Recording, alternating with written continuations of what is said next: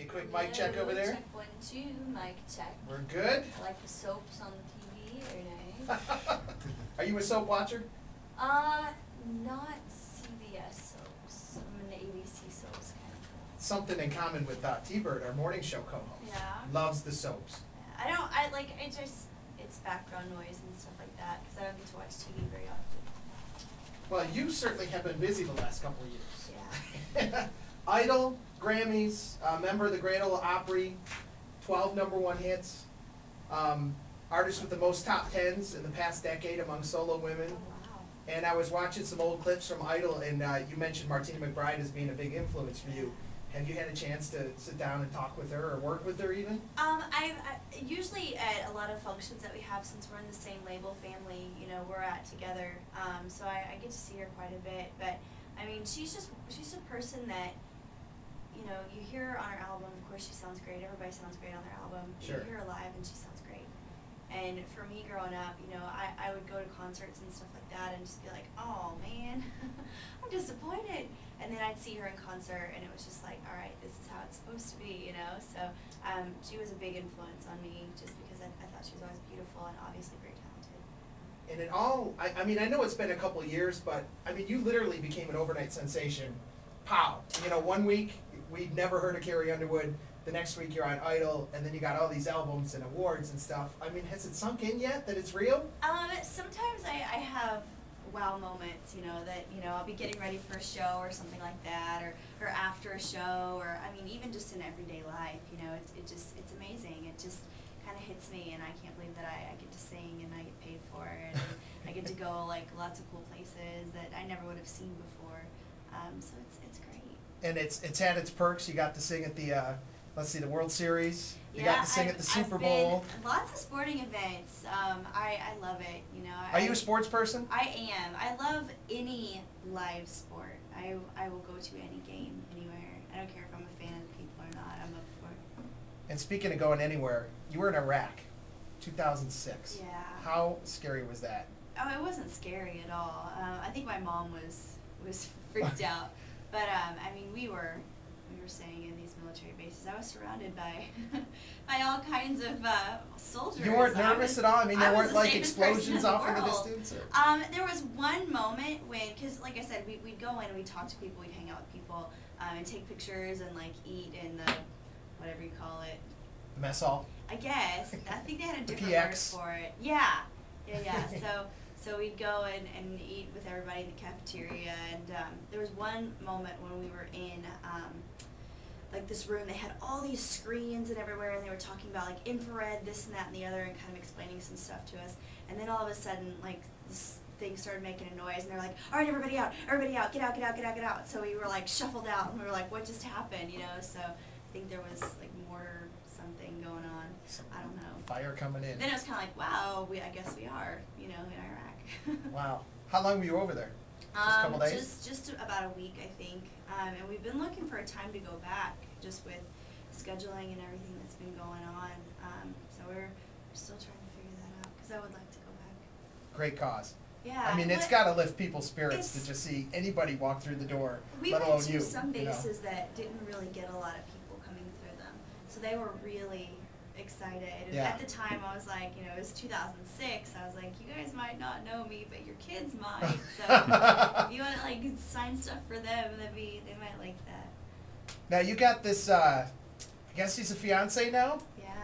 How'd you guys meet? I heard it was sort of a blind date kind of thing. Well, not really a date. He knew someone who knew my bass player, and my bass player had actually never met him personally before, but like really trusted his friend, and he's like, I got this guy you need to meet. I'm like, whatever, okay. Whatever. Well, I think I had a boyfriend at the time, and he even showed me a picture of him, and he showed me like a team photo. I mean, come on, those are always bad. Yeah, it's like a mugshot, right? Yeah, I was like, I'm good, thanks. So after like he came to Nashville for his birthday, and like he's got friends there, and came to the Opry. I didn't get to meet him. We played Ottawa. He didn't come to the show in Ottawa for whatever reason. I don't know. And then finally we go to Toronto, and he comes to that show, and he was in a meet and greet, and I met him in a meet and greet. That's crazy. Yeah. And now you're engaged. Yeah. You got the big ringer? I do, of course. My God! He did good. Wow. He's a good guy. What, were you a hockey fan before you met him? I know you said you like a lot of sports. But I'd go to Preds games, cause we have the National Predators, so Yeah. it was fun to go to games every once in a while, but I wasn't really a fan. I didn't like follow other teams or anything, or know anything about players, until I started watching him. Now I know, I still don't know everything. It's harder, because a lot of times we'll be in places where I can't see the game on TV. Right. So I have to listen to it on my computer. Wow. That's horrible. That's just awful. Can't I'm get you a not gonna special lie. pass on DirecTV or something? Well, I'm in a hotel room. Oh, and yeah. I don't know. You pick it. You can't. It's not, they don't care about Ottawa games. So. Now you have a special ringtone for him? Everybody has a special ringtone for their special No. somebody. He's actually still listed in my phone as Mike Fisher, because I just never changed it from like. What are you Mike gonna change it Fisher to? Mike Fisher. I don't know. Got a little pet name for him? Yeah, Baby I do. Cakes? Well, no, I call him Cowboy because, like, in the beginning when we were talking, because we talked on the phone for like 3 months before we actually went out on a date, because I was touring. But I'd call him and he wouldn't answer, and he'd call me back like 3 hours later and be like, I was outside chopping wood, or I was out on the tractor, sorry. I had my phone on me, but you wouldn't have been able to hear me. You're buying all that? Yeah. No, I'm kidding. I've seen it for myself. He's a little cowboy. I gotta say, from one dude to another, good looking guy. You did all right. Thank you. You did all right for He yourself. is. He's scruffy, you know. He's kind of. he's like, man, plays hockey. How's he get along with your little dog? What's your dog's name? Ace. Ace. They love each other. I think they might be a little jealous of each other, to be honest. I just think it's funny, big dudes with little dogs. It is, you know? and he's great too. And if I'm trying to get ready or something, and I'm like, oh, would you take him out? He'll take him out, and yeah, he still refers to him as my dog, like your dog, feet on the floor, and I'm like, he's our dog, baby. Now you guys obviously are very busy with your own careers, and it's going to be that way for a while. So when you do get married, where's home base going to be? Is there going to be a home base? Not really. I mean, he has to live in Ottawa for work, and I have to live in Nashville for work. And I love Nashville. You know, I really don't want to move away from there, and I couldn't imagine trying to do what I do, you know, somewhere else. Yeah. So I think we'll both, you know, keep our own home bases, and a lot of it will kind of be like it is now, except we'll be married. And traveling a lot. Yeah, but you know, we're both really independent people, so I think it's actually really good for us that we do, you know, have this time to kind of really graduate into really living together 24 hours a day, 7 days a week. Yeah. Which will happen someday. Someday, Yeah. somewhere. Like I said, we're so independent.